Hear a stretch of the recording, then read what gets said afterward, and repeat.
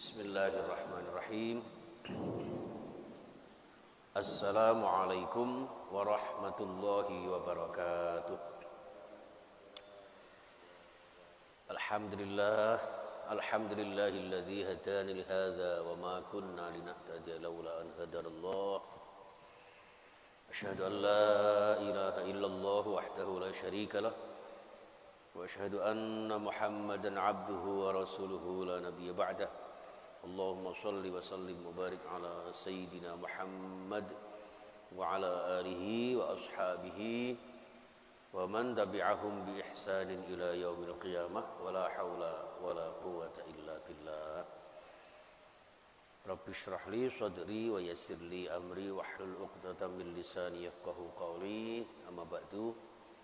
Para alim, para ulama, sepuh bini sepuh yang saya muliakan, Bapak Ibu jamaah Masjid Darut Taqwa Duku Kupang Surabaya, dan juga seluruh pemirsa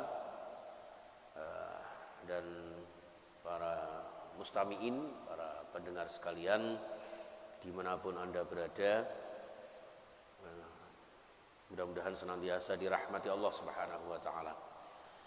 Kita bersyukur kehadirat Allah di subuh kali ini bisa ketemu lagi dalam kajian hadis Subulus Salam, syarah dari kitab Bulughul Maram.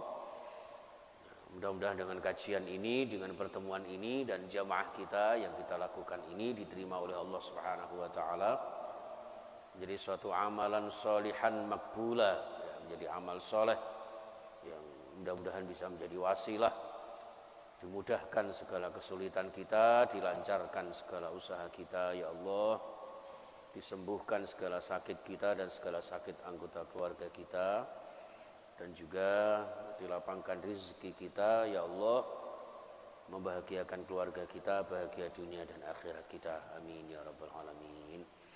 Al-Fatihah. A'udzubillahi minasyaitonirrajim. Bismillahirrahmanirrahim. Alhamdulillahi rabbil alamin arrahmanir rahim maliki yaumiddin. Iyyaka na'budu wa iyyaka nasta'in. Ihdinas siratal mustaqim. Siratal ladzina an'amta 'alaihim ghairil maghdubi 'alaihim waladdallin. Shalawat dan salam kita haturkan kepada Nabi kita Muhammad sallallahu alaihi wasallam. Ini ngapunten hampir lupa ya. Baik, bismillahirrahmanirrahim. Kalau tidak salah hadis masih bab isyratin nisa. Babu isyratin nisa. Bab tentang mempergauli kaum wanita. Yang kemarin sudah kita terangkan, mempergauli dalam hal berhubungan suami istri maupun mempergauli dalam hal berkomunikasi, ya, berkomunikasi nek cara Jawa ini serawung, ya, menyerawungi dalam bahasa Al-Qur'an wa ashiruhunna bil ma'ruf, ya, bergaul, berkeluarga, berkomunikasi, berinteraksi dengan istri-istri kita secara baik. Bismillahirrahmanirrahim. Nah, ini hadis yang ketiga di bab ini. Wa an Abi Hurairah radhiyallahu an, yang kemarin sudah kita bahas, Allah melaknat orang yang mendatangi istrinya dari belakang, ya. Bukan mendatangi dijawil dari belakang, enggak. Monggo jenengan lebih paham itu. Ya. Nah, di sini hadis yang ketiga, wa an Abi Hurairah radhiyallahu an, hadis Nabi sallallahu alaihi wa ala alihi wasallam, qala dawuh sapa Rasulullah sallallahu alaihi wasallam, man kana yu'minu billahi wal yaumil akhir fala yu'dhi jarahu wastausu bin nisa'i khaira fa innahunna khuliqna min dhil'in wa inna a'waja syai'in fi dhil'i a'lahu. Ini hadis ini stressingnya adalah ada di wastausu bin nisa'i khaira. Laksanakan oleh kalian wasiatku. Ini kata Rasulullah. Ya.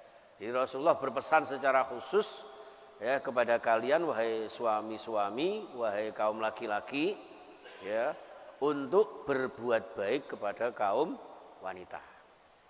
Ya, berbuat baik kaum wanita itu terutama istri kita.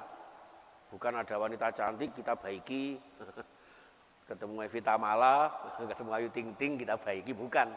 Berbuat baik dalam arti nyerawungi, menggauli, berkomunikasi, berinteraksi dengan istri kita secara baik. Itu, ya. Tapi di sini dihubungkan dengan hak-hak dan kewajiban dalam kita bertetangga. Nah, ini hebatnya Islam itu di situ. Sampai di sini merupakan satu jaminan, ya, jaminan indikasi atau standar orang yang dikatakan beriman kepada Allah dan hari akhir.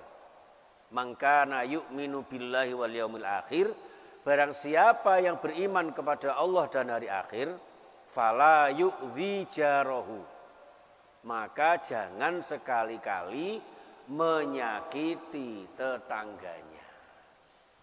Ya Allah, ya Pak ya. Siapa yang bilang kalau Islam itu agama kekerasan? Tidak ada. Islam itu agama yang damai. Bahkan sekalipun terhadap orang non muslim selama itu menjadi tetangga kita, fala yu'dzi jarahu. Dan ancamannya, rambu-rambunya ketika kula jenengan menyakiti tetangga kita, itu berarti mengorbankan iman kita. Berarti kita termasuk orang yang tidak beriman kepada Allah, tidak beriman kepada hari akhir. Atau para ulama menafsirkan hadis ini, tidak sempurna iman kita. Ya bukan berarti tidak punya iman, tapi tidak sempurna keimanan kita sekalian. Ini jamaah sekalian rahimakumullah. Bahkan di dalam syarahnya ini jamaah, al-hadisu dalilun ala idhami haqqil jar. Jadi hadis ini menjadi dalil, menjadi dasar betapa agungnya hak-hak dalam bertetangga.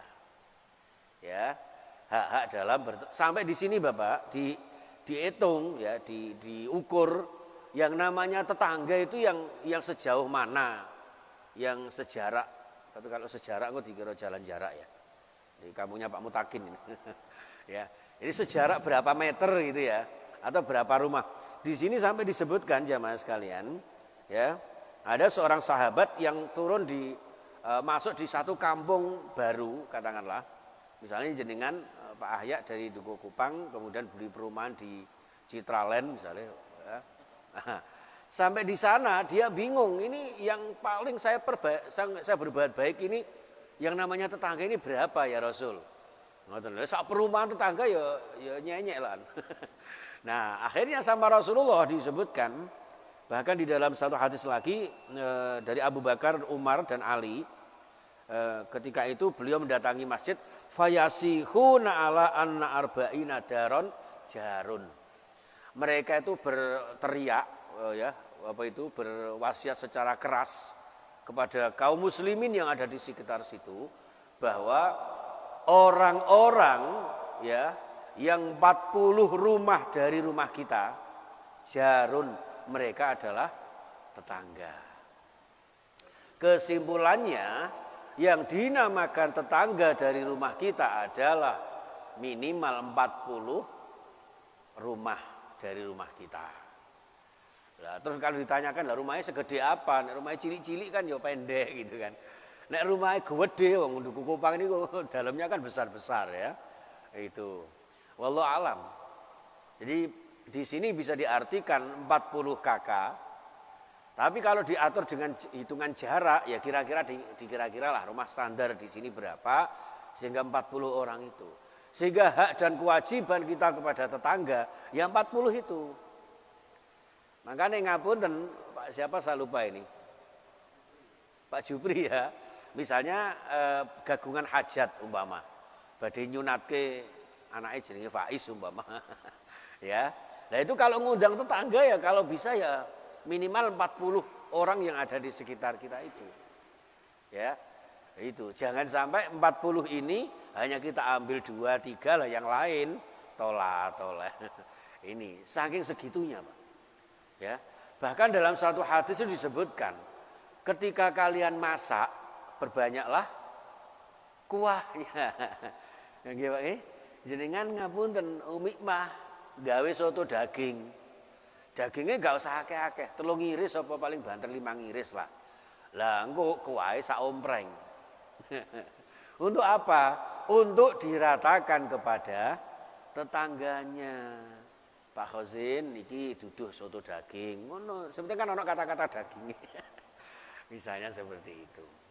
Saking hebatnya Islam di dalam menghormati hak-hak bertetangga. Ini jamaah sekalian, jadi dihubungkan dengan itu. Nah, di sini juga ada satu dalil yang luar biasa, Bapak Ibu sekalian, wahaddul jari, ya. Ini ya Rasulullah, wala yadkhulul jannata, ini masih lanjutannya sabda Rasul. Wala yadkhulul jannata man khafa jaruhu bawaikohu. Hadis riwayat Tabrani. Tidak akan masuk surga. Ini waduh bahaya ini. Mudah-mudahan tidak termasuk kita. Wala yadkhulul jannata, tidak akan masuk surga man khafa jaruhu bawaikohu. Orang yang ditakuti tetangganya karena takut untuk disakiti. Ya, misalnya Pak Yanto tetangga saya. Setiap ketemu saya dia nih, waduh ketemu Pak Khozin kok paling dicelatu, Mama. Ya. Orang seperti ini dalam hadis ini tidak akan masuk surga. Jadi tidak akan masuk surga ketika tetangganya tidak merasa nyaman dari gangguannya. Metu titik cerewet, metu titik ngelokne misalnya kayak gitu. Naudzubillah summa naudzubillah. Makanya bagus sekali di Duku Kupang ini masyarakatnya bagus sekali. Kerukunannya bagus sekali. Dan itu harus kita jaga. Dan insya Allah masyarakat kita kaum muslimin kalau menghargai hak ini, masya Allah. Apalagi kepada sesama orang mukmin, sesama orang muslim. Maka di dalam surah Al-Ahzab ayat 58, walladzina yu'dzunal mu'minina wal mu'minati bighairi maktasabu faqad ihtamalu buhtana wa ismam mubina. Loh Pak, ngapunten ini. Ini ayat Allah, ya. Barang siapa yang menyakiti kaum mukmin baik laki-laki maupun perempuan, menyakiti orang beriman, ya, ngelokno, ngerasani, apalagi fitnah, ya, ghibah, waduh, masya Allah, ya. Ini bi ghairi maktasabu, terhadap apa-apa yang tidak mereka lakukan. Ya. Ngapunten Mas, siapa namanya Mas? Jenengan. Nggih. Mas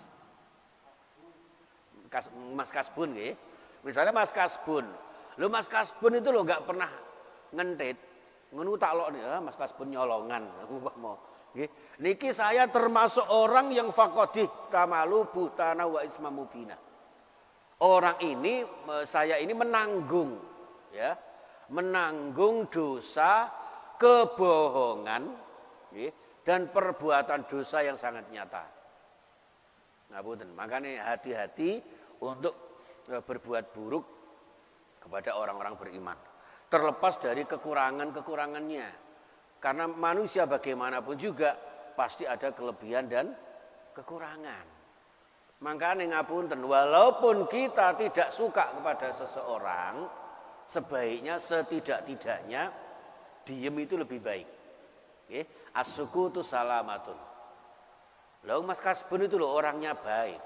Wae kerja-kerja, wae sari-sari, wae ngibadah-ngibadah. Lalu kok dilokne umpami gitu. Nah, ini termasuk orang yang menyakiti orang-orang beriman. Apalagi bertetangga. Tetangga itu saudara yang paling dekat, Pak. Saudara aja apalagi di Surabaya kota besar ini dan di kota-kota besar lainnya tentunya, ya kan. Ini saudara itu kadang-kadang malah untuk kesekian setelah tetangga. Ada utik-utik ngoten nggih mesti tetangga. Pak ya, tolong Pak ya. Gegerku gatel. Mosok arepe celuk-celuk dulurku teko pati, ya kan. Itu. Jadi tetangga itu wajib dijaga seperti itu. Walaupun kita juga tidak kemudian lupa kepada saudara kita. Saudara kita berbuat baik kepada mereka, tapi juga tidak melupakan hak-hak dalam bertetangga. Karena tetangga adalah orang yang wajib kita berbuat baik, karena mereka yang pertama kali nanti akan juga berbuat baik kepada kita ketika kita membutuhkannya.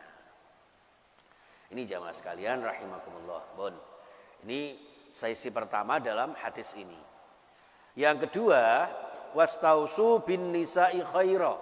Sesi kedua dalam hadis ini, ingatlah wasiat-wasiat Rasulullah untuk berbuat baik kepada kaum wanita. Kenapa? Fa innahunna khuliqna min dil'in. Karena mereka itu diciptakan Allah dari tulang rusuk. Tulang rusuk yang kiri tapi yang atas. Bayangkan. Yang kiri tapi yang atas, Pak. Nah, ini dilanjutkan. Ya. Fa inna a'waja syai'in fid dil'i a'lahu.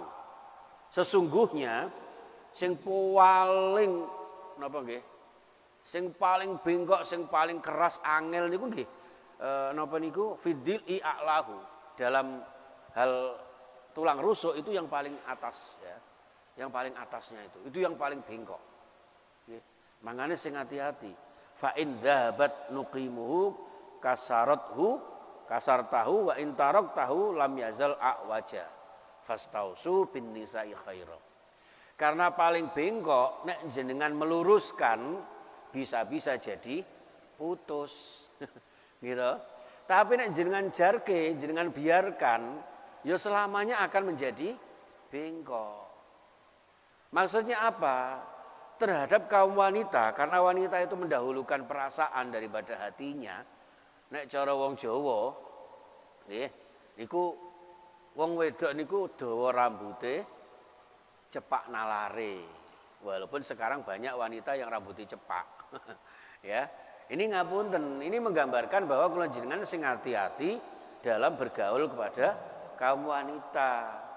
Dijarke ya tetep bengkok, tapi nek entek nglemesno, entek nglurusno tidak hati-hati, malah putus. Ngoten. Dan iki yang kula jenengan dimaksudkan adalah hati-hati, maka diulang lagi sama Rasulullah, fastausu bin nisa'i khaira. Di dalam hadis yang lain, wastausu bin nisa'i khaira fa innakum akhadtumuhunna bi amanatillah. Ya, wastahlaltum furujahunna bi kalimatillah. Karena istri-istri kula jenengan itu diambil, dihalalkan oleh Allah di samping dengan amanah juga dengan melalui kalimah Allah. Diawali dengan 2 kalimah syahadat, lalu kemudian ijab kabul, baru dikatakan sah, baru Pak Mudin donga. Lah kan ngoten. Ya, itu hadirin sekalian. Untuk itu jamaah, mudah-mudahan satu hadis ini bisa kita amalkan karena sangat-sangat fungsional, ya, sangat fundamental di dalam kita menghormati dalam kita bertetangga. Ada hak-hak dan kewajiban kita bertetangga, di samping juga ada hak-hak dan kewajiban kita kepada istri-istri kita.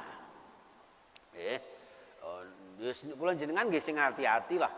Nggih, wong nyatane seorang ustadz aja bisa cerai, dinikah lagi, lalu di talak 3 itu ya ada ya seperti itu. Ya namanya manusia, ya Pak ya. Itulah, maka sangat-sangat hati-hati. Mudah-mudahan kita semuanya diberikan oleh Allah rumah tangga yang tentram, rumah tangga yang bahagia, putra-putri kita, putra-putri yang sholih-sholihah, ahli ibadah, berakhlak mulia. Dan yang terpenting lagi, mudah-mudahan kita semuanya dicukupi rezeki kita, dilancarkan segala usaha kita semuanya, selamat dari segala macam virus, terutama virus corona. Ya, mohon doanya, banyak pejabat Jawa Timur yang terkena corona, termasuk gubernur kita tercinta. Mudah-mudahan segera disembuhkan oleh Allah Subhanahu wa taala.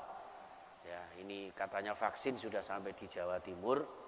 Enggak tahu nanti jenengan Pak Mutakin kalau mau disuntik. Saya terus terang takut suntik ini ya. Kalau boleh nanti saya menolak itu. Ya. Tapi kalau enggak boleh ya katanya kena pidana dan sebagainya. Saya pasrah aja ya. Mudah-mudahan Allah Subhanahu wa taala segera mengangkat virus ini dan kita semuanya diberkahi Allah bahagia fid din wad dunya wal akhirah. Amin ya rabbal alamin.